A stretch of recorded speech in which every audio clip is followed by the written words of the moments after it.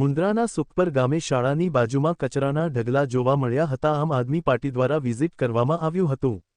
આજરોજ આમ આદમી પાર્ટી દ્વારા સુખપર ગામ તાલુકો મુન્દ્રા જ્યાં ફરિયાદ હતી કે પ્રાથમિક શાળાની પાછળ અને અમુક જગ્યાએ લિમિટ બહાર ગંદકી અને કચરો પડેલ છે, જેનું નગરપાલિકા દ્વારા કોઈપણ નિકાલ કરવામાં આવતો નથી, તો ત્યાંના સ્થાનિક અલીમામદે અમને જાણ કરેલ અને અમે સ્થાનિક ત્યાંથી વિઝિટ કરેલ। આમ અમે પાર્ટીના કાર્યકર અને હોદ્દેદારો વિઝિટ કરી, જેમાં આમ આદમી પાર્ટી શહેર પ્રમુખ ભરત દેડા, ઉપપ્રમુખ ગજુભા ઝાલા, શહેર મહામંત્રી પ્રશાંત રાજગોર અને આપણા એક કાર્યકર મહેશ્વરી રાણાભાઈ વિઝિટ કરી અને સ્કૂલની વિઝિટ કરી અને આંગણવાડીની વિઝિટ કરી। ત્યાં શિક્ષકોથી પણ વાતો કરી અને જાણવા મળેલ કે ત્યાં બહુ જ ગંદકી છે, ક્લાસરૂમ અંદર પણ એની ગંદી વાત આવે છે, જેના લીધે એને ભણાવવામાં પણ પ્રોબ્લેમ થાય છે। અહેવાલ દિનેશભાઈ મહેશ્વરી, મુન્દ્રા, કચ્છ।